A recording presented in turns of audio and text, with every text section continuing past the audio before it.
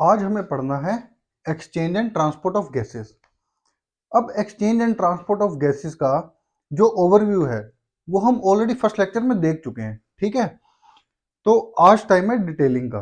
But detail में जाने से पहले हमने जो फर्स्ट लेक्चर में exchange and transport of gases का जो एक ओवरव्यू लिया था, मैं चाहूंगा कि उस ओवरव्यू को एक बार रिपीट किया जाए, ठीक है। तो वो ओवरव्यू क्या था? ओवरव्यू ये था कि भाई ये रहा आपका राइट एट्रियम, ठीक है। राइट एट्रियम, राइट एट्रियम से आपका डीऑक्सीजनेटेड ब्लड एंट्री मारता है राइट वेंट्रिकल में। राइट वेंट्रिकल उस ब्लड को पंप कर देता है किसमें?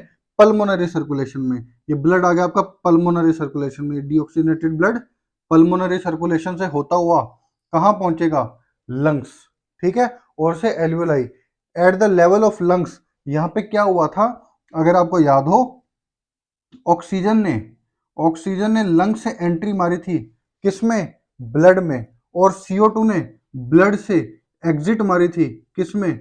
लंग्स में। ब्लड तो इसमें ऐड हो गया था और CO2 इसमें से एलिमिनेट हो गया था। फिर ये ब्लड चला आगे, ये ब्लड चला। अच्छा, इस ब्लड में O2 ने एंट्री मारी है और CO2 ने एग्जिट मारी है, तो इस ब्लड को मैं ऑक्सीजनेटेड बोलूं कि डीऑक्सीजनेटेड बोलूं? ऑब्वियसली ये ब्लड ऑक्सीजनेटेड है। जब ये ब्लड लंग्स में से पास होता है तो इसमें ऑक्सीजन का एडिशन होता है, CO2 का एलिमिनेशन होता है, तो ये ब्लड हो जाता है ऑक्सीजनेटेड। ये हो जाता है आपका ऑक्सीजनेटेड ब्लड। और जो ब्लड आपका लंग्स में आया था, ये ब्लड कैसा? वो ऑक्सीजनेटेड है, तो ये ब्लड कैसा है? ये ब्लड था डीऑक्सीजनेटेड। डीऑक्सीजनेटेड भाई, लंग्स में डीऑक्सीजनेटेड ब्लड आता है और ऑक्सीजनेटेड ब्लड निकलता है। फिर ये ऑक्सीजनेटेड ब्लड एंट्री मारता है आपके लेफ्ट हार्ट में, left side of the heart, left atrium में। लेफ्ट एट्रियम में एंट्री मारेगा, लेफ्ट एट्रियम से जाएगा लेफ्ट वेंट्रिकल। लेफ्ट वेंट्रिकल इस ब्लड को पंप कर देगा सिस्टेमिक सर्कुलेशन में। अच्छा, ये ब्लड कैसा होगा? ये ऑक्सीजनेटेड था, एंट्री मारा लेफ्ट साइड में, लेफ्ट एट्रियम, लेफ्ट वेंट्रिकल से सिस्टेमिक सर्कुलेशन में ये टिश्यूज की तरफ जा रहा है। ये ब्लड भी कैसा होगा? ऑब्वियसली ऑक्सीजनेटेड ब्लड होगा। ये है आपका ऑक्सीजनेटेड ब्लड। ये ऑक्सीजनेटेड ब्लड आगे मूव किया, टिश्यू पे पहुंचा, टिश्यू के पास पहुंचा। टिश्यू के लेवल पे ऑब्वियसली क्या होगा? ऑक्सीजन, ऑक्सीजन ब्लड में से जंप करके चली जाएगी किसमें? टिश्यू में। और CO2 जंप करके चली जाएगी टिश्यू से ब्लड में। अब टिश्यू के लेवल पे इस ब्लड में से ऑक्सीजन तो एलिमिनेट हुई है, ऑक्सीजन चली गई है टिश्यूज में, एंट्री मार गई, और इसमें एडिशन हुआ है CO2 का। तो ये ब्लड जो ऑक्सीजनेटेड ब्लड जो टिश्यूज में आ रहा था, जैसे टिश्यूज से पास होगा, अब ये ब्लड कैसा हो जाएगा? Deoxygenated blood. ये ब्लड हो जाएगा डीऑक्सीजनेटेड। अब ये डीऑक्सीजनेटेड ब्लड आगे मूव किया, एंट्री मार गया राइट एट्रियम में। राइट एट्रियम, एट्रियम से वापस राइट वेंट्रिकल, राइट वेंट्रिकल इसको पंप करेगा, डीऑक्सीजनेटेड ब्लड जाएगा लंग्स में, लंग्स से वापस ऑक्सीजनेटेड ब्लड आएगा लेफ्ट एट्रियम, लेफ्ट वेंट्रिकल से ऑक्सीजनेटेड ब्लड टिश्यूज में, टिश्यू से फिर डीऑक्सीजनेटेड ब्लड एंट्री मार गया राइट एट्रियम। फिर राइट वेंट्रिकल से फिर पल्मोनरी सर्कुलेशन, पूरा systemic circulation, pulmonary circulation and so on.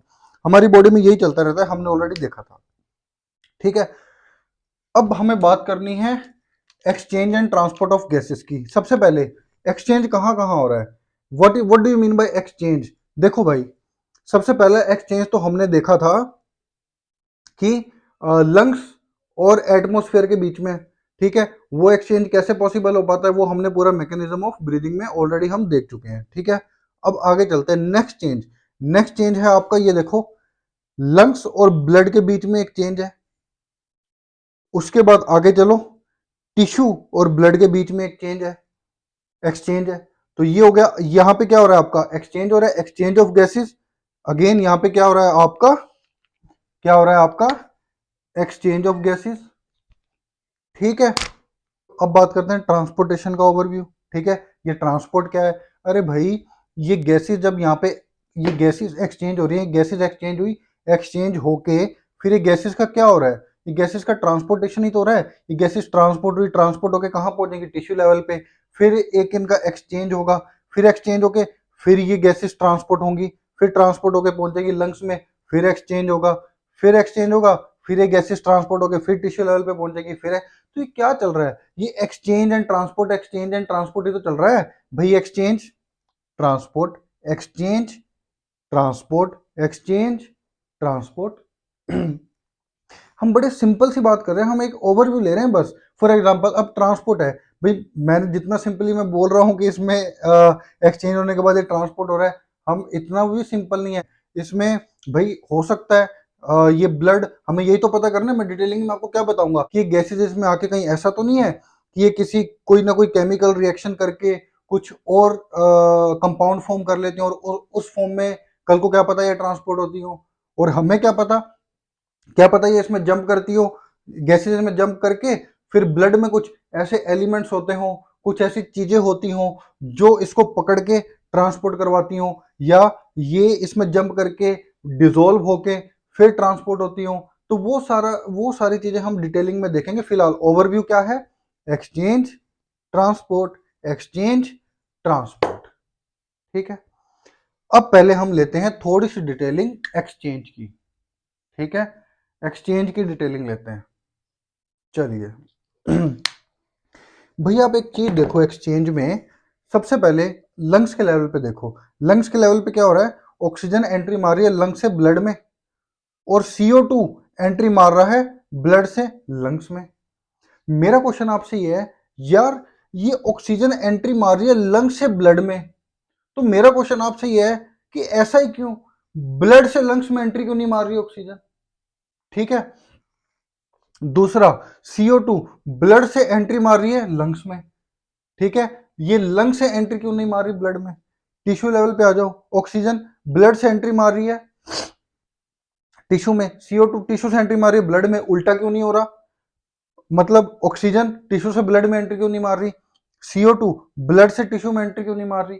ये कैसे डिसाइड हो रहा है, तो देखो एक बड़ा बेसिक सा फंडामेंटल है कि जो गैसेस होती है ना, जो गैसेस या कोई भी चीज होती है, वो अपने एरिया ऑफ हाई कॉन्सेंट्रेशन से एरिया ऑफ लो कॉन्सेंट्रेशन की तरफ मूव करती हैं।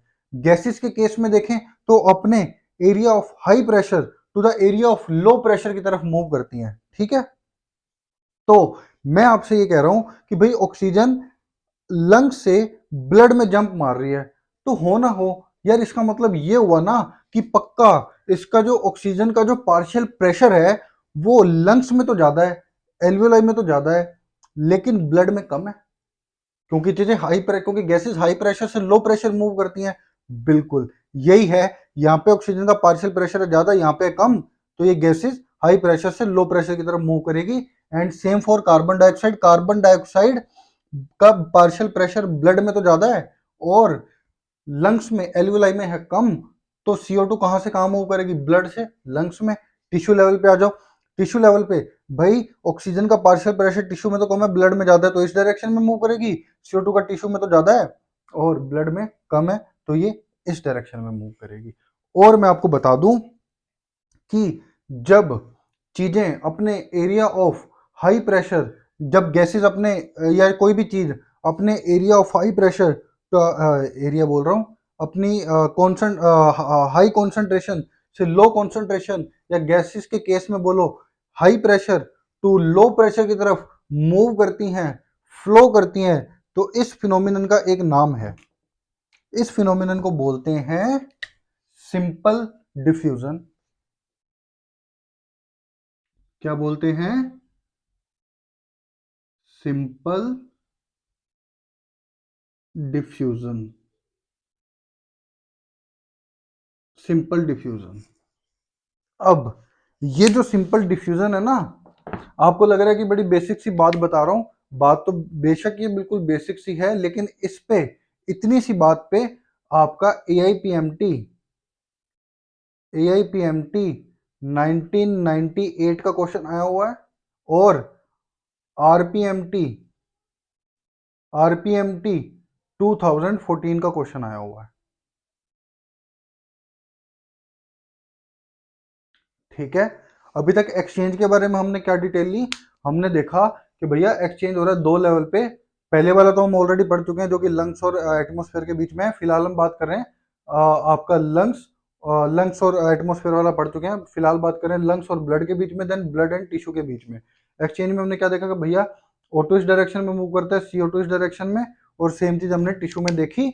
और हम ये देख रहे हैं कि एक्सचेंज इसी डायरेक्शन में क्यों हो रही है। जितनी भी मैं बातें बोल रहा हूँ ना, ये सारी एनसीईआरटी में दी हुई है कि भाई ये इस डायरेक्शन में और ये इस डायरेक्शन में क्यों मूव कर रही है, that is due to partial pressure difference, कि भाई एक तरफ प्रेशर ज्यादा और एक तरफ प्रेशर कम। अच्छा एक बात बताओ, मैं ये बार बार ये मैं पार्शियल प्रेशर क्या क्यों बोल रहा हूँ, मैं प्रेशर की सिंपली प्रेशर क्यों नहीं बोल रहा? क्या प्रेशर और पार्शियल प्रेशर कोई डिफरेंट थिंग्स है? देखो बात ऐसी है ना कि फॉर एग्जांपल मेरे पास एक कंटेनर है, उस कंटेनर में मिक्सचर ऑफ गैसेज है, ठीक है, उसमें कई सारी गैसेज का एक मिक्सचर है। अब वो सारी गैसेज उस कंटेनर पे ऑब्वियसली प्रेशर लगाएंगी, वो सब गैसेज मिलकर उस कंटेनर पे प्रेशर लगाएंगी, ठीक है। तो उस वो मिक्सचर ऑफ गैसेज जो मान लो फॉर एग्जांपल टोटल उस बॉक्स पे जो प्रेशर है वो लगा रहे 760 mm ऑफ Hg, ठीक है, और उसमें कई सारे गैसेज है, ऑक्सीजन है, नाइट्रोजन है, कार्बन डाइऑक्साइड है, जितने भी कोई भी हीलियम है, हाइड्रोजन है, उसमें बहुत सारे गैसेज है, ठीक है।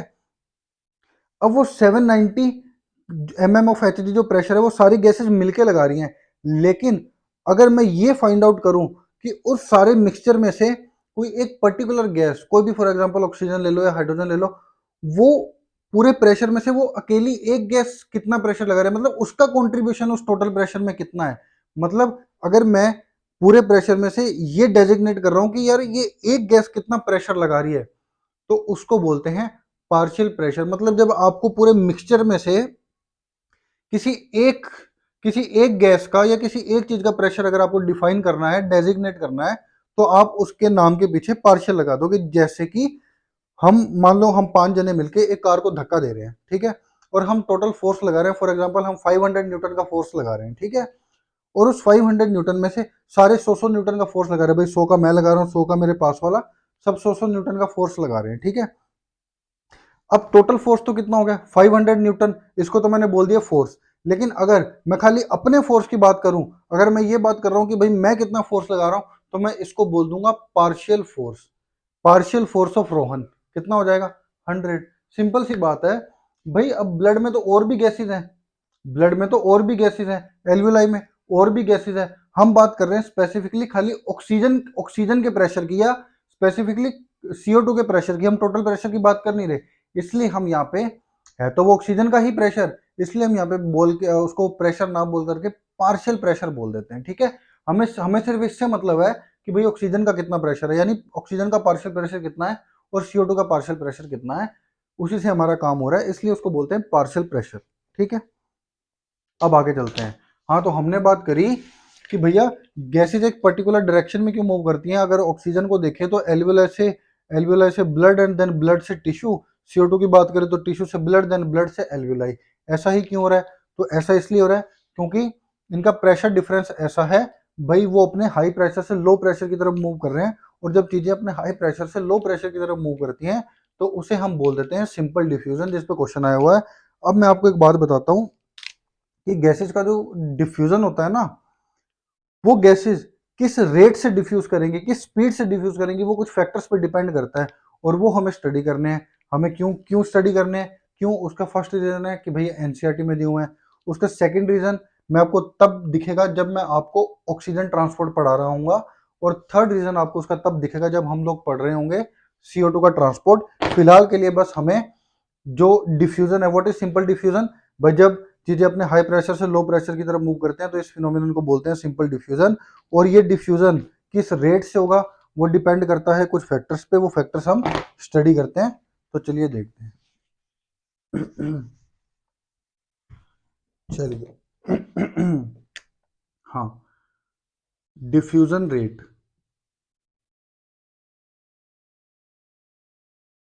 Diffusion rate diffusion rate depend करेगा 3 फैक्टर्स के ऊपर। सबसे पहला factor, pressure difference. Pressure difference को प्रेशर ग्रेडियंट भी बोल देते हैं, ठीक है। प्रेशर डिफरेंस क्या प्रैक्टिकल मीनिंग हुआ इसका? भाई मैंने बताया था ना कि प्रेशर का डिफरेंस होता है, एक तरफ हाई प्रेशर होता है और एक तरफ लो प्रेशर होता है, और गैसेज अपने हाई प्रेशर से लो प्रेशर की तरफ मूव करती हैं। तो वो जो प्रेशर का डिफरेंस है ना, वो प्रेशर का डिफरेंस जितना ज्यादा होगा उतने ज्यादा रेट से, उतने ज्यादा स्पीड से गैस का डिफ्यूजन होगा, या कह लो एक पर्टिकुलर टाइम में गैस उतनी ज्यादा डिफ्यूज करेगी। ठीक है। दूसरी चीज, thickness. What do I mean by thickness?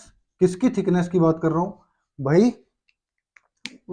Gases के केस में देखो भाई, गैसेस डिफ्यूज कर रही हैं तो रेस्पिरेटरी मेम्ब्रेन से होकर डिफ्यूज कर रही हैं। ठीक है।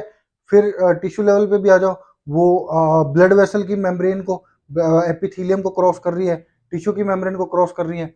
तो ये जिस भी बैरियर को ये क्रॉस कर रही है गैसेस, उसकी थिकनेस पे डिपेंड करेगा। उसकी थिकनेस जितनी ज्यादा, डिफ्यूजन का रेट उतना कम, और जितना थिकनेस कम, डिफ्यूजन का रेट उतना ज्यादा। ठीक है। थर्ड चीज, थर्ड चीज है गैस की सोल्यूबिलिटी। गैस की सोल्यूबिलिटी पे डिपेंड करता है। जो गैस जितनी ज्यादा सोल्यूबल, वो गैस का डिफ्यूजन रेट उतना ही ज्यादा। ठीक है। और यहां पे नोट लगा के एक बात लिखो, ये बात आपकी एनसीईआरटी में भी दी हुई है, नोट लगाओ, बात लिखो कि सोल्यूबिलिटी,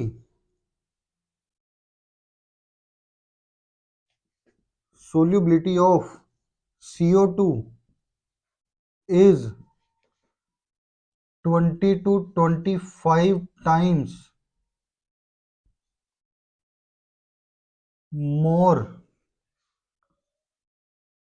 than ऑक्सीजन। इसका प्रैक्टिकल मीनिंग क्या हुआ? प्रैक्टिकल मीनिंग ये हुआ भाई, एक तरफ आप ऑक्सीजन को डिफ्यूज कराओ, एक तरफ आप कार्बन डाइऑक्साइड को डिफ्यूज करवाओ। हाँ, शर्त है दोनों तरफ आप प्रेशर का डिफरेंस सेम रखना, दोनों को सेम बैरियर से क्रॉस करवाना ताकि थिकनेस सेम रहे। और आप देखोगे कि यूनिट टाइम में जो CO2 है वो 20 to 25 टाइम्स मोर डिफ्यूज कर जाएगी ऑक्सीजन के कंपैरिजन में। उसका सिंपल सा रीजन है, क्योंकि भाई उसकी सोल्यूबिलिटी ज्यादा है, और डिफ्यूजन रेट सोल्यूबिलिटी पे डिपेंड करता है। कितनी ज्यादा? 20 to 25 टाइम्स ज्यादा है सोल्यूबिलिटी। ठीक है। फिलहाल के लिए ये बात हो गई। अच्छा, मैं बता रहा हूँ ना कि एक्सचेंज ऑफ गैसेस में जो रोल है वो प्रेशर ग्रेडियंट्स का है, प्रेशर डिफरेंस का है ना। क्योंकि प्रेशर डिफरेंस की वजह से जो चीजें, जो गैसेज है वो अपने हाई प्रेशर से लो प्रेशर की तरफ मूव करती हैं। तो वो प्रेशर डिफरेंस कितना है? मैं बोल रहा हूँ जैसे कि एल्वियोलाई में ज्यादा है, ब्लड में कम है, इसलिए वो ऑक्सीजन जो है वो ब्लड से जो है एल्वियोलाई से ब्लड में मूव कर रही है, and vice versa for CO2। लेकिन वो प्रेशर डिफरेंस कितना है, एल्वियोलाई में कितना है और ब्लड में कितना है, वो एक्चुअल उसका जो वैल्यू है ना, वो मैं आपको, वो हम देखेंगे जब हम ट्रांसपोर्ट पढ़ रहे होंगे ना गैसेस का। जैसे पहले ऑक्सीजन का पढ़ेंगे, फिर CO2 का पढ़ेंगे, तो ट्रांसपोर्ट पढ़ते वक्त ही हम लोग उसकी वैल्यूज देखेंगे। तो अब हम स्टार्ट करते हैं हमारा टॉपिक, ट्रांसपोर्ट ऑफ गैसेस, जिसमें हम पहले देखेंगे ट्रांसपोर्ट ऑफ ऑक्सीजन। ठीक है, चलिए।